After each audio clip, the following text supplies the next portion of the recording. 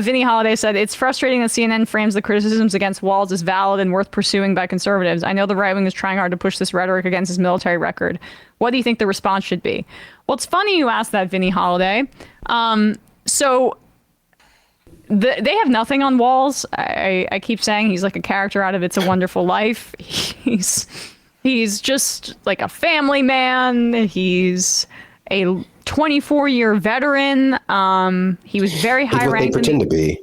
Right, exactly. Like he's positive masculinity versus JD Vance's just completely creepy weirdo masculinity. And like this is the kind of thing that the Democrats should be promoting.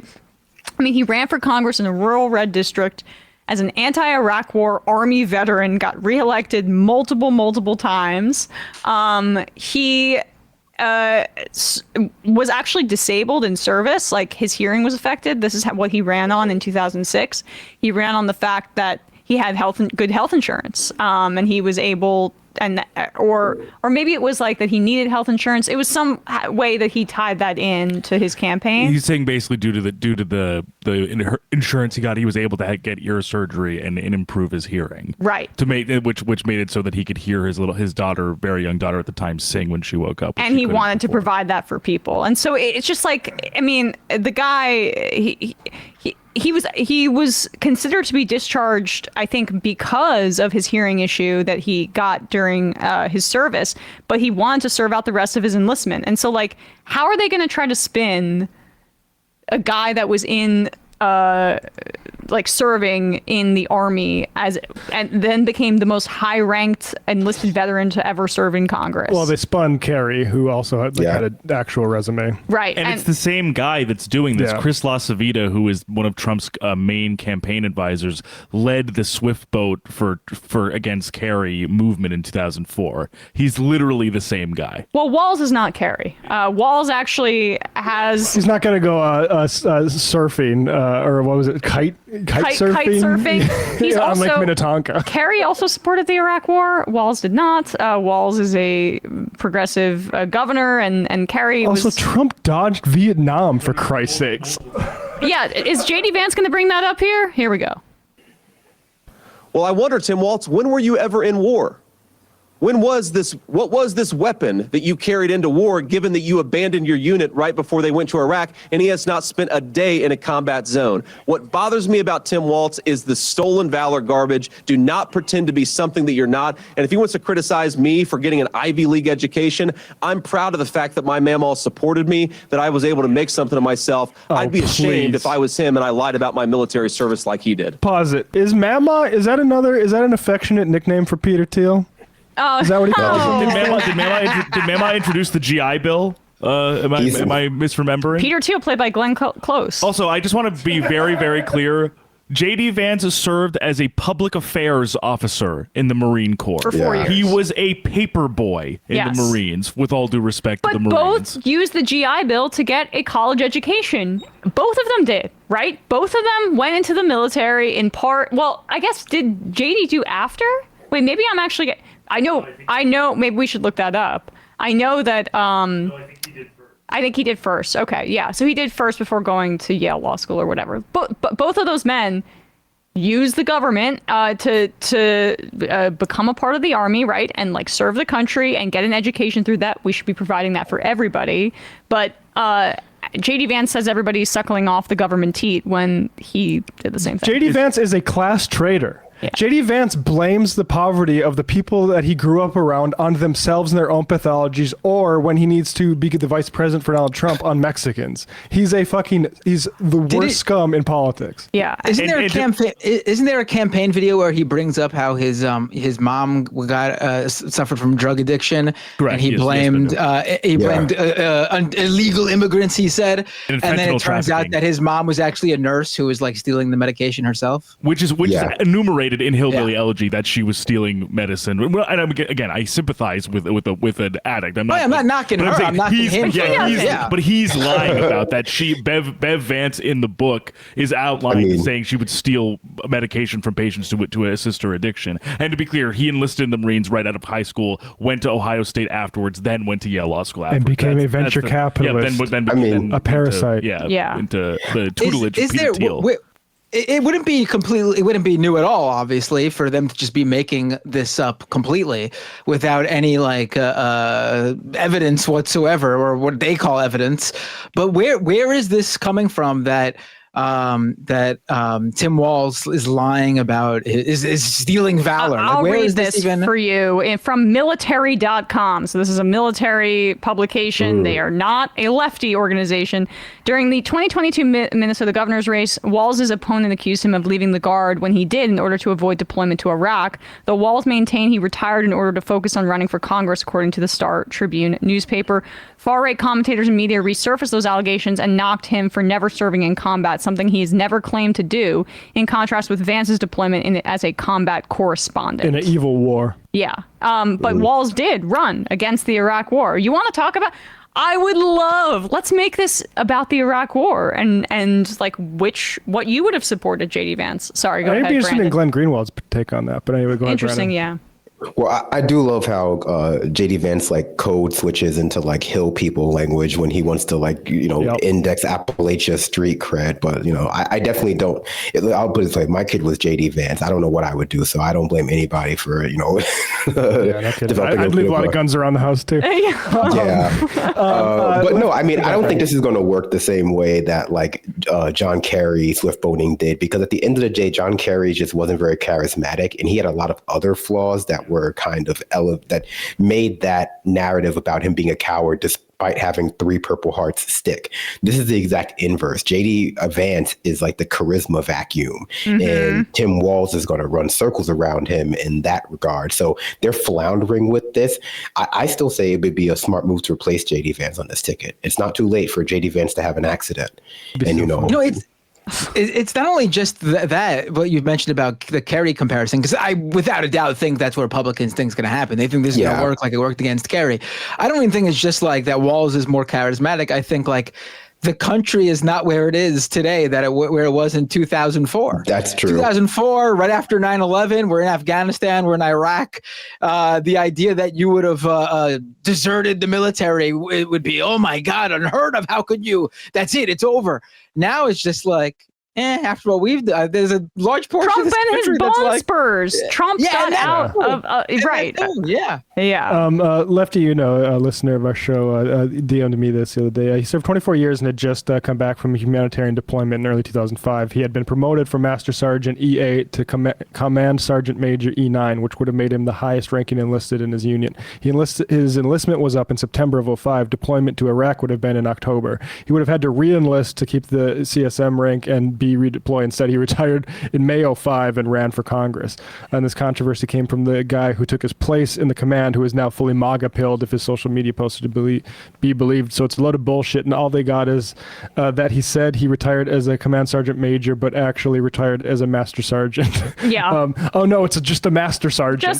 Still the highest enlisted person in Congress. Still then became a teacher and a football coach who, I guess, no, maybe that was beforehand or in between deployments. I'm not exactly sure, because the Gay Straight Alliance thing was in the 90s. But they're trying to tag him for that too, because they assumed that he was a head coach, but it turns out that he was like a defensive coordinator. Just a defensive coordinator. Right. So he lies all over the place with this Tim Walz guy. Who knows if that's even his real name, right? As someone who is a coach, I can say that if the kids call you coach, which they do for my assistant coaches as well, then you're a coach, okay? Bitter, you're a coach? I'm the coach of my son's soccer team, yeah. Very wholesome. Matt Lasso over here. I was also just to go into JD Vance. He served 4 years as you said in sort of a news gathering or intelligence capacity, but for the Marines. But I would also just say here's a Vice article, 2021. Why are so many Marines neo-Nazis? Which is what I would say about Marines. And if anybody, we've actually have listeners who are Marines who have called in and talked about some certain ideologies that get picked up by Marines. So yeah, Marines, in my opinion, not necessarily the best to come from. Well, I mean, there's been exposés too that like white supremacists tell their members to join the Marines. They tell their members to join the Army, both because there are already a population of Americans who believe that there, so you can join those places. But you get weapons training, you get access to different like types of, militarized vehicles in war zones that often allow for the opportunity to oppress brown people legally. Like, it's no surprise that white supremacists join our armed forces. I mean, making fun of JD Vance has given us so much to smile about. What'd you say? It's easy. It's easy. It's fun. Yeah. It's like, I was gonna say, when you find a good like low calorie snack, when you find like a good low calorie snack that you just can really indulge in, you know, it's great. Or like it's like seaweed chips. Yeah. Making fun of JD Vance is so low effort. It's like playing Candy Crush on your phone. Like, you can just do it while you're doing other activities. You put a drink in the fridge and then you forget about it, and then later it's all cold when you get back home. And you're like, oh, another JD Vance clip. Like, I can laugh. I can laugh a little. Right, exactly. What a treat. How refreshing. But JD Vance doesn't really know what makes him happy or what makes him laugh. I'm not sure if you saw this, but this should have been like, this is kind of like what it was like when you had that question posed on 60 Minutes to Sarah Palin, like, what newspapers do you read? She's like, I take great offense to that. Like, the media's out to get me. So she said all of me. JD Vance is taking seemingly a similar posture when asked about what makes him smile. A little bit different here. You've been criticized as being a little too serious, maybe angry sometimes. What makes you smile? What makes you happy? Well, I smile at a lot of things, including bogus questions from the media, man. I mean, look, I think if you watch a full speech that I give, I actually I'm having a good time out here, and I'm enjoying this. But look, sometimes you got to take the good with the bad, and right now I am angry. Right now you are. Did you guys play the Pikachu thing while I was gone? Yeah. Okay, yeah. You could have just said being with my kids. Instead, he goes, the media. Like, because we know that, honestly, being with his kids doesn't seem to make him happy because he wants his son to, quote, shut the hell up when he's talking to him about Pikachu. I love giving stump speeches. What are you talking about? That wasn't a gotcha. That was a layup, bro. He goes, I smile when I speak at rallies.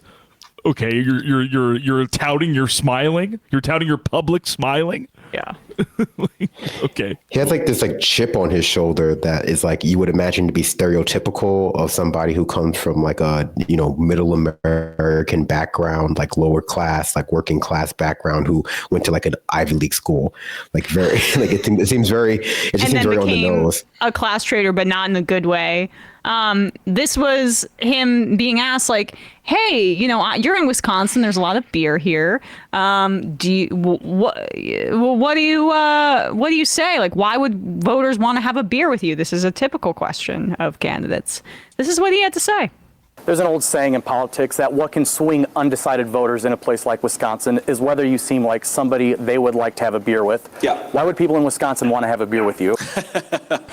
Well, Sorry. I guess they I have to say, like, we had to go through a whole week where they're like, Kamala laughs weird, like, and does inappropriate laughter. Like, this is clearly the exact same sort of nervous laughter that is, I think, even more unsettling. That DeSantis displayed. Yes. What's incredible about Yeah. JD Vance is we're back in DeSantis territory. It's the same I was stuff. thinking the same thing. Yeah. Although, like, it reminds me of those like crime interrogation videos that are very popular on YouTube now, where like they'll just suggest them to you, where Yeah. they like point out body language things, which are all pseudoscience. But I will say, when he laughs, he doesn't laugh with his eyes. He just laughs when he thinks he's supposed to laugh and goes like ha ha ha ha ha. As opposed to like It's not like genuine. when, like, ha, when ha, Kamala ha. does it, she's like, a little bit manic. Let's be honest. Oh yeah, she can't control it. Clearly enjoying herself. Yes, yeah. For all of her flaws, that's what I she's said. riding a come down or something. Yeah, I would love to have a bar Xanax with her and a glass of water. Well, that'd be way too much Xanax, Wow. probably. Don't mix Xanax with alcohol. but I would. I've been saying this. I would love to have like a gin and tonic with Kamala Harris in New York City. Like this. That's the kind of thing where like I could be girls with her in. Outside of the politics of it all, like I think we would have a good time.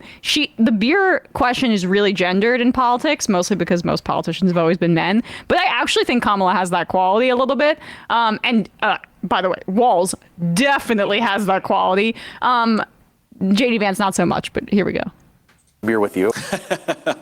Well, I guess they'd want to have a beer with me because I actually do like to drink beer, and I probably like to drink beer a little bit too much, but that's okay. I'm sure the media won't give me too much crap over that. But look, I mean, what?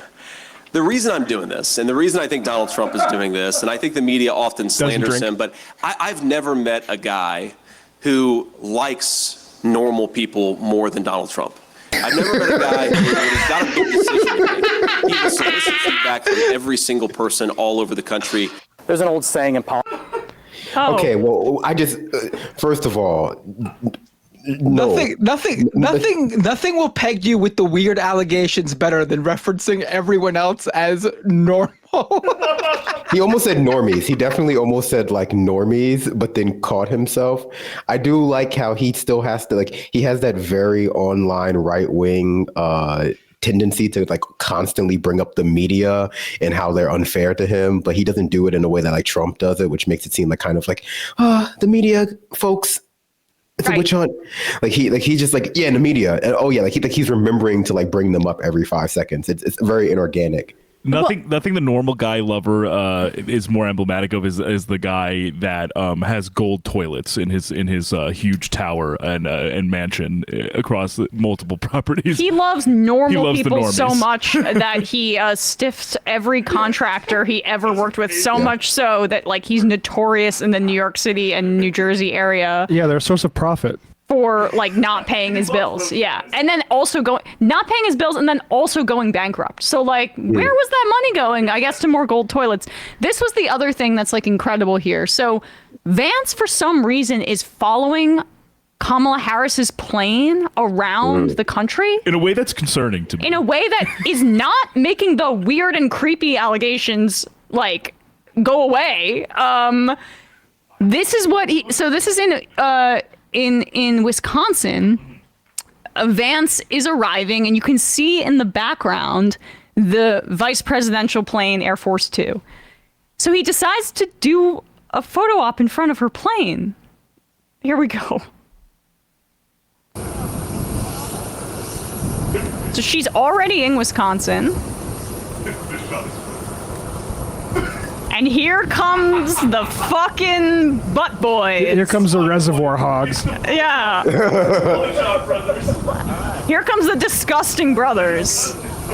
Brooks Brothers riots right here. Yes. One, just get a good look at the plane. Hopefully it's going to be my plane in a few months, but I also thought you guys might get lonely because the vice president doesn't answer questions from reporters and hasn't for 17 days. Have they given you guys an explanation for why she won't take questions from reporters? No? Nobody? Okay, great. Well, I hope that you change your mind because it'd be good for the American people, and I think it'd be good for you all if she actually ran a real campaign instead of one from a basement with a teleprompter. So have a good one, guys. See ya. Oh, and he's done That's it? an airplane, sir. It's not a basement. That Also, like you can't be the guy who's like, hey, I hear that Kamala's running from you. Has she not taken questions from you guys yet? When you literally were just asked by a reporter, what makes you happy? And you went, you fucking asshole. Oh, yeah. Also, he did that about the beer question, too. He's like, I like beer. Probably you're going to get up my ass about liking beer because the media can't give me a goddamn break. And this is what, okay, so put up the photo. Then he tweets out this photo. They're really going for the worst men in America. He says the Entourage reboot's going to be awesome with the just like the dudes with the least riz flanking him. These flop sweat Heritage Foundation creatures following JD Vance. Also on the way right there, female Secret Service. They're still doing woke Secret Service, apparently. Yeah, I mean, that's Sloan in Entourage, though. She's going to be entirely agreeable and also really hot. That's the only place. She's definitely Sloan. JD Vance's campaign does not pass the Bechdel test, I've got to say. But yeah, he's just so slimy and untalented, and clearly Trump only picked him for the money, but he is putting him through. I saw Crystal Ball make this point, and it's such a good one. Trump is putting him through a humiliation ritual. 100%. Like, he likes to do this. He likes to to test them. That's part of why Trump hasn't been out there defending him, right? He wants him to humiliate himself to test his loyalty. And he does this with a lot of people. He did this with Mike Pence. He did this with Tim Scott. But even before that, with Jeff Sessions. Oh, yep, of course. That was entirely like show how he'll never leave me. He'll never leave me if I just completely embarrass him like this. And that's why I think he's leaving JD Vance, like hanging him out to dry here and making him campaign on his own, because it's just like, you're gonna do what I say, even if it makes you look like an asshole. Well, also, JD Vance doesn't need help looking like an asshole. Right. And Trump does not like to be associated with failure. And so I think that, Trump sees the writing on the walls. Trump sees that he's unpopular. If JD Vance's numbers were high, Trump would be with him. Trump respects popularity. Trump respects people who are good looking. Trump respects people who are successful. JD Vance it just happens to be none of those things. And so him being out there floundering is just a statement on his quality. Honestly, like if he were doing better, Trump would want to associate with him more too.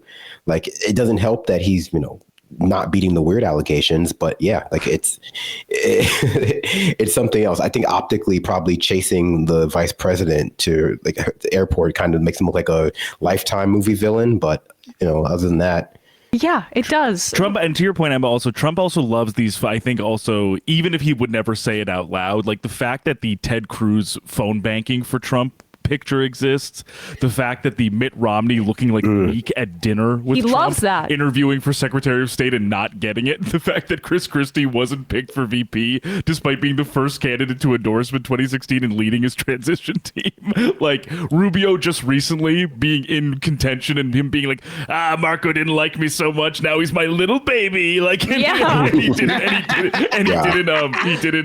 pick him for VP. And Tim Scott him saying, he campaigned for me better than he campaigned for himself. Tim Scott getting married to a woman. Yeah, Tim Scott literally forcing him into a marriage in order to prove his worth to Trump that he has to follow through on the ultimate. Must be enshrined in holy matrimony to not be my vice presidential candidate and maybe commerce secretary. And try blonde, okay? Try blonde, yeah. And Mindy, very nice. She's good. She's good. I like it. So I think it's a mix of that. I think if JD was doing well, he'd have him out there. But in reality, like he likes to show dominance in this very like the right is always talking about the animal kingdom because they wish that they were in the position that Donald Trump is, where he gets to be the silverback gorilla and like showing off like how he can make people bend to his will. That's the vision or like the dream for these right-wing men. It's just the fact that like they'll never achieve that. Well, yeah, I mean, because most of them are like, not to be again Freudian or Freudo-Marxian, most of them are naturally submissive, compliant. That's why Donald Trump and like the Andrew Tates can roll over them so quickly. They love authority. They love authority. They love to like be choking on the boot. They're the ones who this kind of like Christo-fascist white supremacy hierarchies for. Like they're the ones who can be tricked into like being entirely pliant to a Donald Trump type, as long as they know that there's like a black person under them or like a woman under them that they can be dominant over. So they're willing to be submissive to that hierarchy, even if it doesn't guarantee them those sorts of positions of power yet, because they're holding out, hoping that one day, like they'll be able to put the boot on the neck of minorities. Hey, folks, don't forget to hit the subscribe button and check out our daily show. We do it every day at 12 p.m. Eastern for about 2.5 hours. We even take phone calls. You should check that out.